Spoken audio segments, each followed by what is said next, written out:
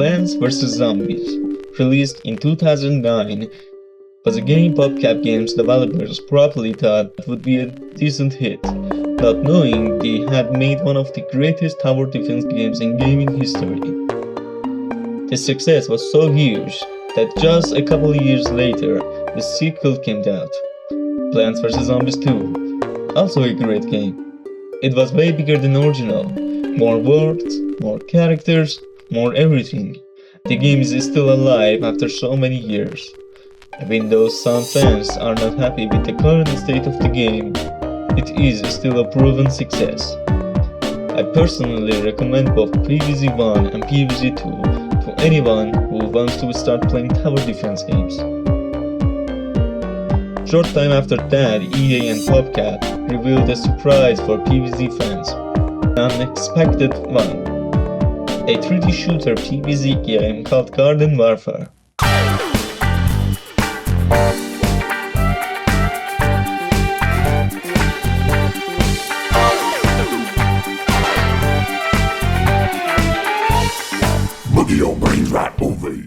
Garden Warfare was nothing like the games before in the franchise, so it was a big risk. There was no guarantee it would succeed, but the risk paid off. Garden Warfare became a relatively successful game, so much so that EA and PopCap started working on a sequel right away. The game had two sides. One side had 4 plants and another side had 4 zombies. The chosen plants were iconic and very different from each other. P-Shooter, the default option and one of the best characters. P-Shooter is the face of the franchise. There is no PvZ game without a P-Shooter. He is perfectly balanced character, and that is what makes him special. He is simple, effective.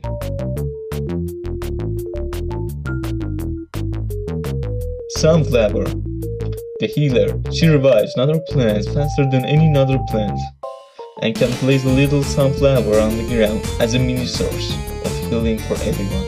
This little plant helper is one of the smartest ideas in game.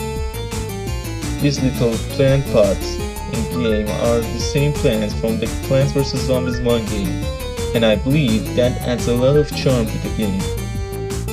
Chomper, the sneaky one. He goes underground, pops up, and eats zombies like they own him money. He is dangerous and annoying sometimes. If you're playing as a zombie and you see a Chomper, your confidence will go away very soon. Cactus, the sniper. Cactus is a long-range plant that stays back and deals damage from a distance. She is perfect for players who like to control the battlefield without jumping into chaos. She is sharp and she can control a drone. Now for zombies. Foot Soldier, the basic but strong zombie. He is fast, aggressive, and built for direct fighting. Foot Soldier is a default pick for most players because he is easy to understand and is still very effective.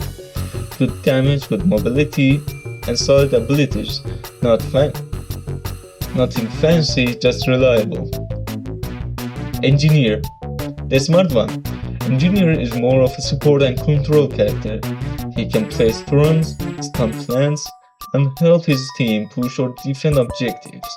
He is not always in the spotlight, but a good engineer can carry the whole team without people even noticing. All-Stars, the heavy hitter. All-Stars has a high health and strong close to mid-range damage. He is slower than the Foot Soldier, but much harder to take down. He is used to hold positions, block damages, and put pressure on plants that get too close. Simple role, but very important in objective modes. Scientist, the healer and close-range fighter. Scientist can heal teammates and revive them faster, but he is also very dangerous at short range. With his shotgun-style weapon, he is one of the characters that looks weak at first, but in right hands, he becomes one of the most annoying enemies to deal with. The maps and designs of the game were also loved a lot. Somehow, realistic textures work perfectly on cartoony characters. Oh, cartoony characters, I said. Well, P-Shooter was supposed to be like this before they changed it to the design we know today. Thank God they changed it. Of course, by this time, we are already in 2016. 2 years have passed, and a new game called PvZ Garden Warfare 2 is out.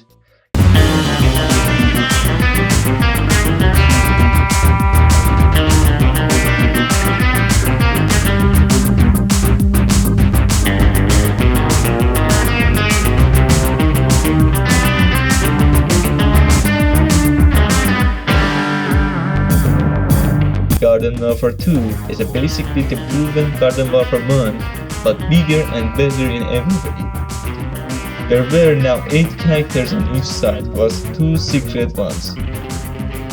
That makes 16 characters, 4 times more than the first game. If we count each variant of character as a one character, there would be 100 plus characters. Instead of just a UI start widget, now we had a hub world for story elements and missions. A lot of secrets were hidden everywhere. Fans absolutely loved it. The game was built all around chaos. The world was both serious and funny at the same time. The developers nailed what they were going for. I learned a lot from this game as a game developer. Playing games as a game developer is very important. I'm currently working on a video called The Importance of Playing Games as a Developer. If you like our content, please subscribe and stay tuned for the next video. We would also love to hear your favorite 3D PvZ shooter games in the comments. Now back to the video. What did I learn from Garden Warfare 2? I need to say level design. The level design in this game is so genius. I really recommend studying it.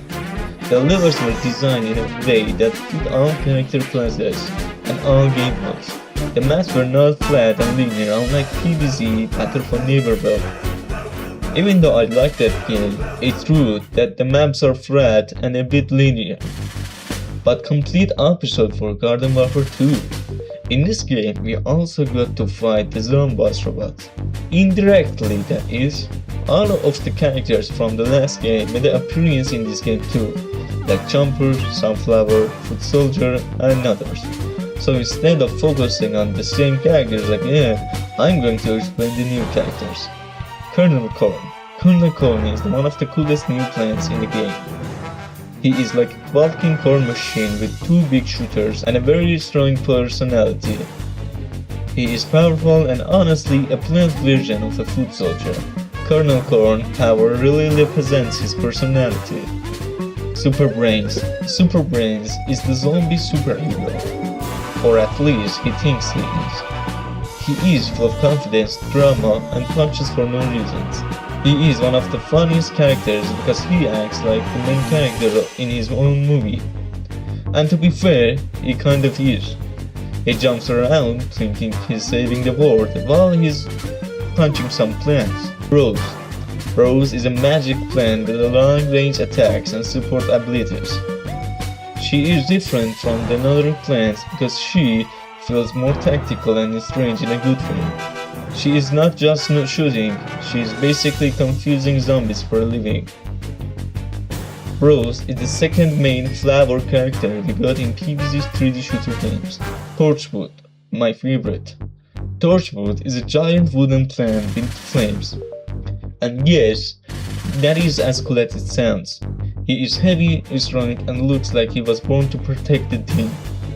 He is basically the old grandpa of the plant family. While a strong character, if you use him you would attract a lot of enemy attention.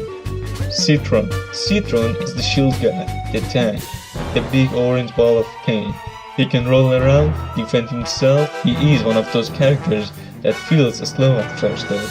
Some believe Citron and Imp were meant to be the main characters of the game, and maybe they are. Imp. Imp is tiny, annoying, fast, and extremely dangerous. He may look small, but that is exactly the trick. And players always are moving, and since they are small, it's really hard to hit them. Even though they are small, they are not stupid. In fact, imps are the smartest zombies after Dr. Zombies.